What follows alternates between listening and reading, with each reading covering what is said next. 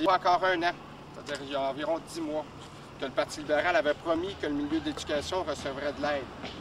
Pour se faire élire, ce gouvernement n'a pas eu honte, encore une fois, de nous faire croire qu'il agirait en matière de décrochage scolaire, mais en vain. Aucune des mesures promises n'ont vu le jour. Au contraire, la diminution du nombre d'élèves promise se transforme, pour mon cas à moi, en une augmentation de 15 % du nombre d'élèves dans certains de mes groupes. Le décrochage scolaire se réglera lorsque tous les intervenants pourront être entendus et prendront part aux décisions. La ministre Courchaine peut bien venir nous voir en ces temps de campagne électorale, mais où sont les sommes promises lorsqu'arrive le temps d'enseigner dans nos classes et de recevoir les élèves dans leurs bureaux pour les autres intervenants du milieu? Dans la circonscription de Rousseau, les 3 écoles secondaires de l'Achigan, du Havre-Jeunesse et des Chutes, ainsi que la quinzaine d'écoles primaires sont toutes considérées en milieu défavorisé et ont des besoins urgents en service à l'élève, notamment en orthopédagogie, en psychologie, avec des éducateurs, des services de préposés, les techniciens et techniciennes en loisirs et ou en travaux pratiques, etc. Et en soutien aussi à l'enseignant, c'est-à-dire dégager des sommes pour avoir des mentors, faire du mentorat pour les jeunes enseignants qui arrivent. Un allègement de la tâche aussi, parce qu'avec la réforme présentement, les nouveaux programmes demandent beaucoup de temps à installer. Ainsi qu'une diminution promise de 20 % du nombre d'élèves par classe. Et on attend toujours cette diminution. De plus, il faudrait que les budgets SIAA, les budgets qui sont associés à la stratégie d'intervention Agir autrement, en matière de décrochage, soient des budgets transparents, qu'on voit où sont les sommes. Le Centre de formation professionnelle de Montcalm doit offrir aussi un plus grand éventail de cours menant à des emplois durables. Les différents diplômes ne doivent pas être que des bouts de papier ne menant à aucun emploi. Il faut aussi d'ailleurs offrir des activités parascolaires et sportives et donc un soutien financier allant de pair avec ces activités.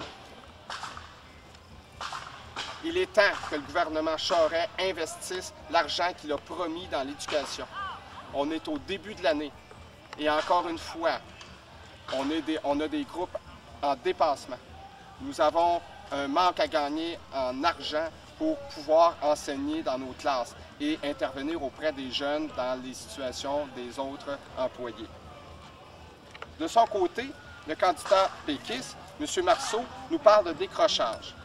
Mais connaît-il vraiment le milieu pour offrir des alternatives correspondantes au vécu de nos communautés? Les engagements du Parti québécois en matière d'éducation sont très tièdes. Le parti de M. Marceau peut bien dénoncer le financement d'Hydro-Québec à une école privée. Mais pourquoi le PQ, dans son programme, ne veut en rien enlever au financement de l'État aux écoles privées?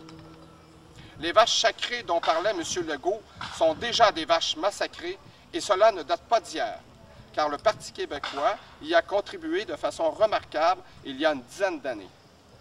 Le manque de vision sociale à long terme de la part du Parti québécois a entraîné le système au bord du fossé et le Parti libéral l'a poussé dedans. Au contraire de l'ADQ qui veut sabrer dans l'éducation publique et augmenter du triple les frais de scolarité, qui dans le cas d'une région comme la nôtre, où le degré de pauvreté est très au-dessus de la moyenne du Québec, serait une catastrophe. Tant au point de vue humain qu'économique, il faut au contraire faciliter l'accès à l'éducation à tous les niveaux et garantir un soutien financier adéquat. Qu'est-ce que ça veut dire un soutien financier adéquat? Ça veut dire que du préscolaire au secondaire, il faut que les parents puissent envoyer leur enfant sans qu'ils soient obligés d'arrêter de manger à la fin du mois pour pouvoir payer les frais de scolarité de leur enfant.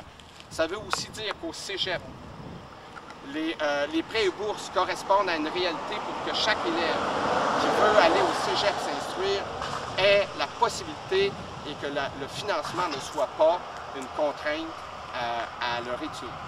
Ça veut donc dire un ajustement des prêts et bourses en conséquence.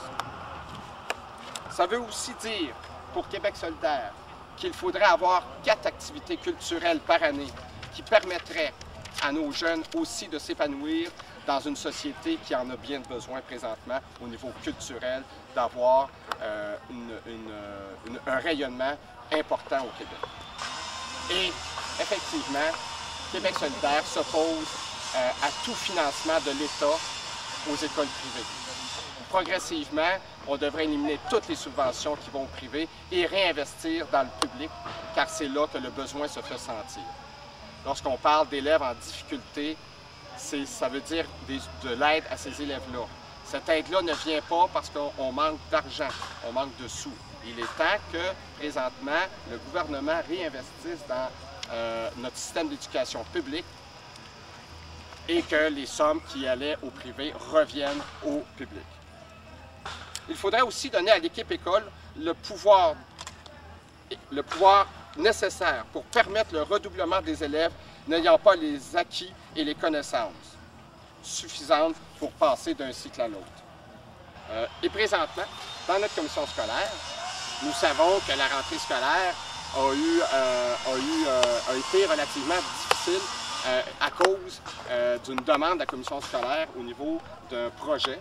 Le projet qui s'est installé, qui risque de s'installer dans notre commission scolaire, qu'on appelle le SIAA+.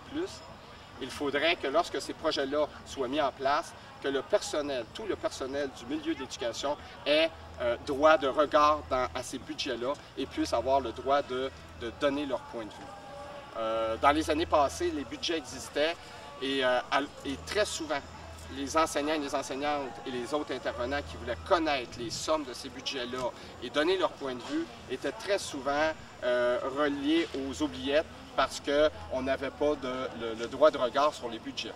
Donc, il est temps que, comme intervenant, on puisse donner notre aval à des projets. Sinon, je crois que ça ne vaut pas la peine de lancer des projets sans avoir les intervenants du milieu qui sont directement impliqués.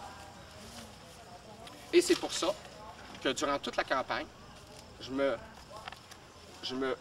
vais forcer à initier des idées que les gens puissent avoir dans le milieu d'éducation, puissent avoir leur mot à dire, parce qu'on est souvent ignoré comme intervenant de première ligne. Moi, dans mes classes présentement, depuis environ 2 jours que j'enseigne, ce que je m'aperçois, c'est qu'on a encore une fois un manque à gagner lorsqu'arrive le temps en argent, parce qu'on a de la difficulté à ouvrir des groupes. Pourtant, à 36 et 37 dans ma classe, c'est sûr qu'en atelier, lorsque je vais en atelier, je ne pourrai pas fonctionner avec mes élèves. Alors, ces élèves-là vont être obligés de rester assis sur des bancs parce que je ne pourrai pas fonctionner avec 37 élèves dans un groupe. Alors, ce qui va arriver, c'est que les élèves, encore une fois, vont écoper du manque de soutien financier qui sont donnés aux écoles.